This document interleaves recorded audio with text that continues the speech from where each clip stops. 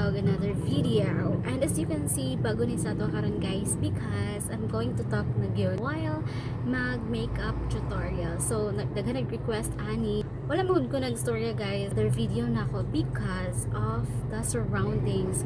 Grabe kasabang ako surroundings guys. First, tapadog ko sa akong kwarto. So there's a lot of noises. And kung naamoy mga madunggan guys na noises, just bear with me. Kasi itry dyan ako ni siya og persona video or some may paningot akong ilong. There's another request. What if daw if ako Tagalog through to my videos?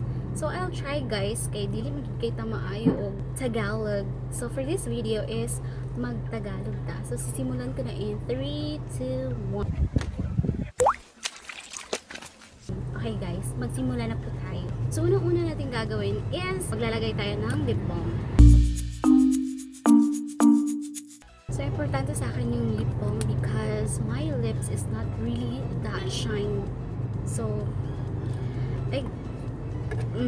nice. Susunod naman is moisturizer. So konti lang yung nilalagay ko na moisturizer. So if gusto niyo po malaman kung ano yung moisturizer na ginagamit ko, ito lang naman po. But if gusto niyo ng iba, why not? Kayo na pong bahala. Wala pong problema. Kung ano po yung mas gusto ng skin niyo na moisturizer, go lang po tayo dyan. Nice.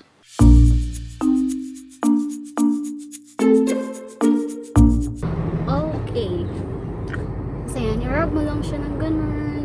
Tapos antayin mo lang siyang mag-dry. Nice.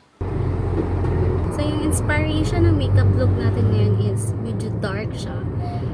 Parang pang Halloween na ganun yung style. So let's wait na mag-dry siya. Next is maglagay tayo ng foundation. Gagamit tayo ng sponge. If maglalagay po tayo ng foundation sa face, mas madali kasi pag may gamit kang sponge, mas may blend yun yung tamang word. Mas may blend mo yung foundation sa face mo.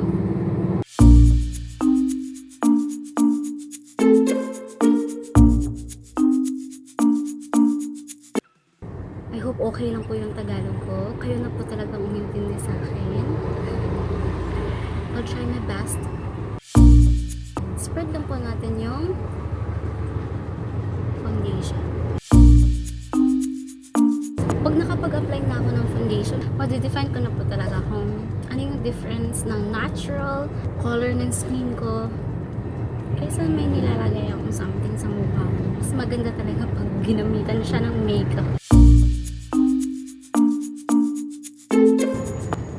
So, importante din po na isali na po natin yung leeg natin kasi ayaw po natin magmukhang zebra tapos yung leeg mo hindi nakipag-operate sa mukha ko. Okay. So, ayan na siya. Ayan na siya. Next po is para sa kilay natin. Okay. So, sa kilay ko is hindi ako magagamit ng ganito. So, yung gagamitin ko is ito para sa eyeshadow. Ito lang. Kasi medyo heavy yung makeup natin ngayon. So, dapat na-cooperate siya. So, I use this brush. Before tayo maglagay ng ganito sa natin, sa kilay natin, i-brush muna natin siya para mas shape yung kilay natin at mas madali natin siyang ma-shape. So, ayan, lagyan na natin ng kilay. Lagyan na natin ng kilay.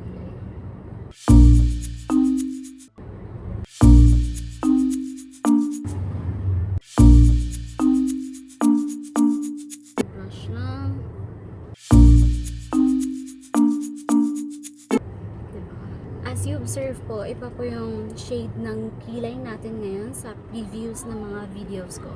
Kasi nga, kailangan, maiba naman yung look natin. Sorry for my Tagalog, guys. Okay.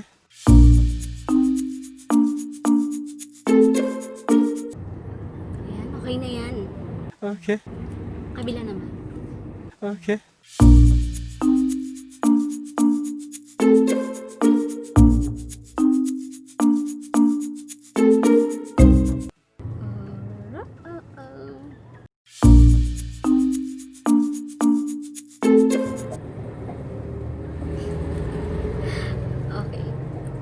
So, kung gusto mong mas shape yung kilay mo, lagyan natin yan ng concealer para pang-conceal sa mga extra shape dyan. So, konti lang. Ayan. Sa taas.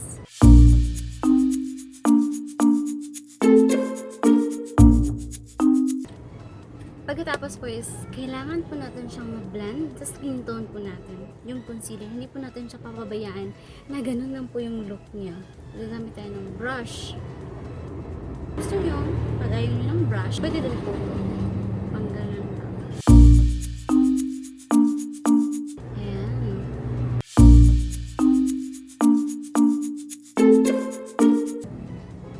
Ayan, mas shape na yung kilay mo.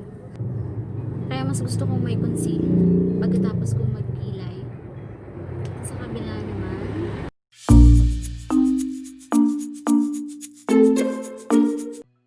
So, okay na siya. Alright. So, gagamitin ulit natin yung concealer. Para conceal yung mga dark circles natin. Dito sa baba. Taas.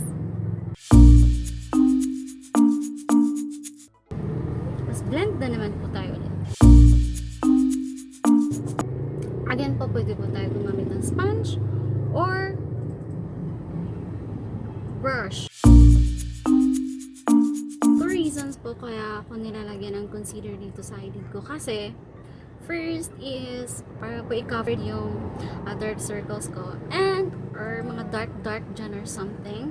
And para po mas dumikit po yung eyeshadow natin later na ilalagay natin dito. So, yun po.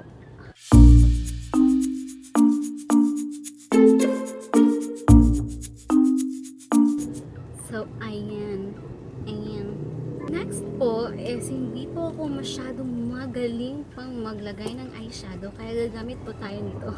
May ano po talaga, may tamang ginagamit kung ano yung nilalagay mo dito para mas ma-shape po yung paglagay ng eyeshadow. But for me, para mas tipid or something, para po sa akin kapag may kung may mas cheap na pwede pang gawin, why not? Hindi ko lang po talaga alam kung anong tawag doon. So, nilalagay dito para mas ma-shape mo yung eyeshadow mo. So, nilalagyan ko na lang po siya ng masking. So, ayan. Ito po, i-extend ko lang po itong line na to dito.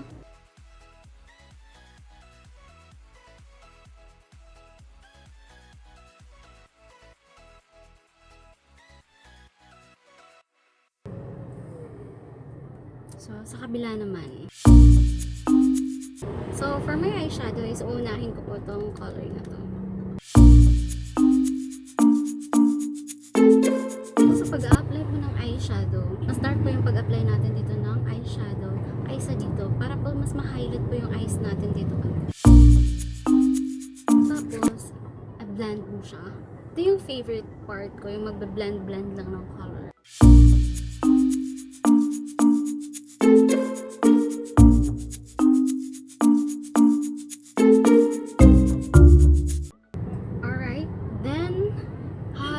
Siya ng color na ito.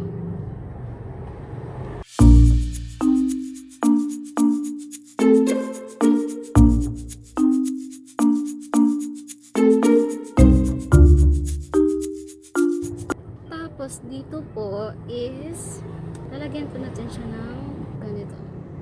Para pang highlight lang po siya.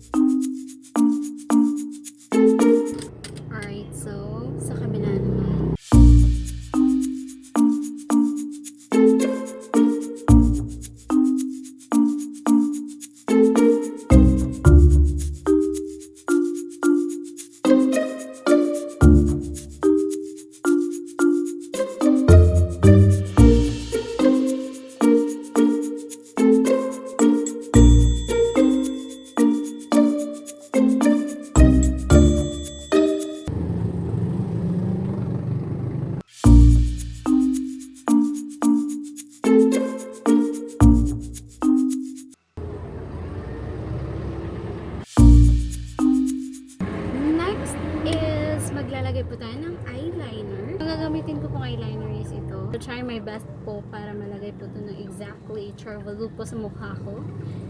So, ayan. Start na po tayo. So, sa paglalagay po ng eyeliner is, inuuna ko po dito.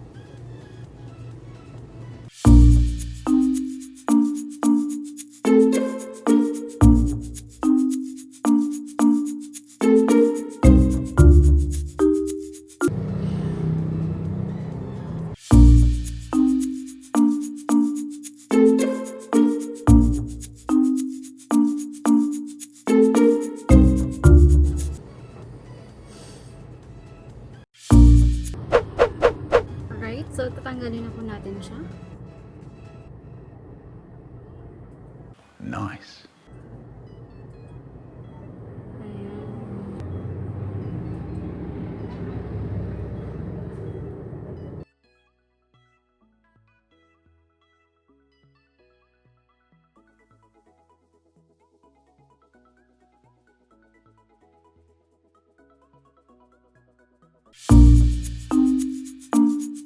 Okay, next po is maglalagay po tayo ng eyeshadow dito sa baba ng eyes natin.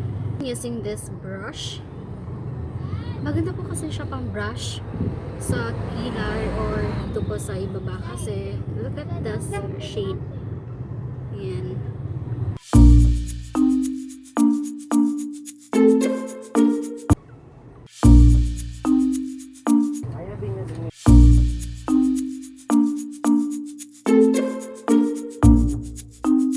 Dito po sa ibaba is lagyan po natin siya na medyo dark na color, catching yung eyes natin.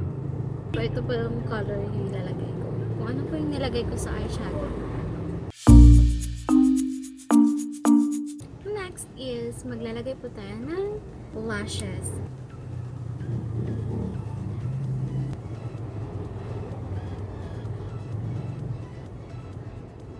So, antayin ko munang didikit talaga siya sa eyelid ko, yung artificial lashes. So, habang hinantay natin yan, maglalagay muna tayo ng contour sa face natin. Kasi, as you can see, medyo kabilugan ng buwan po talaga yung face natin.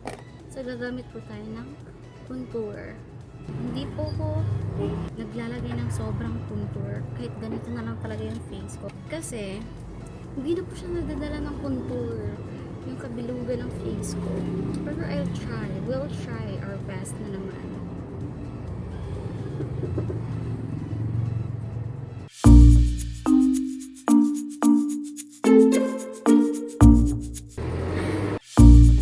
Next is, kanina pala ginamit ko itong contour na to. Medyo super dark siya. Para na ma-shape to super bilog na face ko. Okay, next is, gagamitin ko tong contour na to. Ito.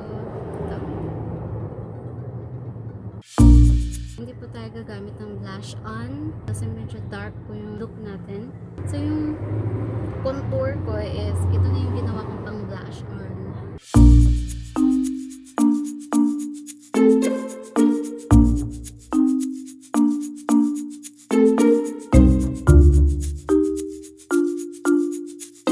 So next po is maglalagay po tayo ng face powder.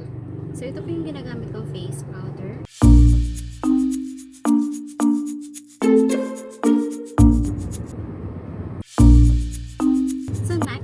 Maglalagay po tayo ng bridge. Gagamit ako nito.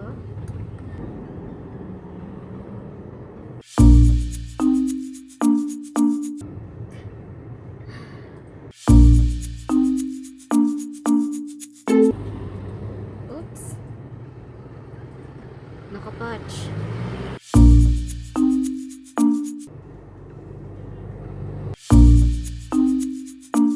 So, para mas mukhang matangos po talaga yung ilong natin. nilagyan ko po siya ng foundation. Kasi wala po ako nung basta ano, ewan ko ng tawag ko. Nung naglalagay po talaga siya ng bridge sa nose. Ginagawan ko na lang po talaga ng paraan kung paano po magtatangos ng ilong. Ayan. O, diba? Okay, so malapit na po tayong matapos. So, i-remove lang po natin yung lip balm. Dapat yung lipstick natin is combination din siya sa eyeshadow natin. Gagamitin ko tong BYS lip and cheek tint. So, unahin ko muna siya ilagay sa lips.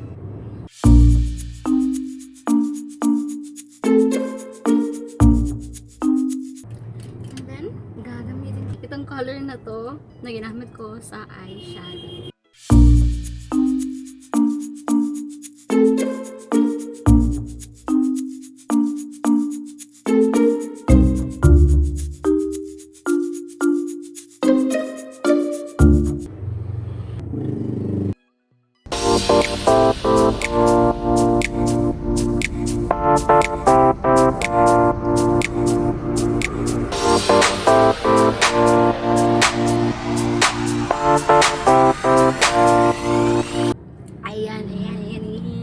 Ayan, ito na po yung final look ko for today.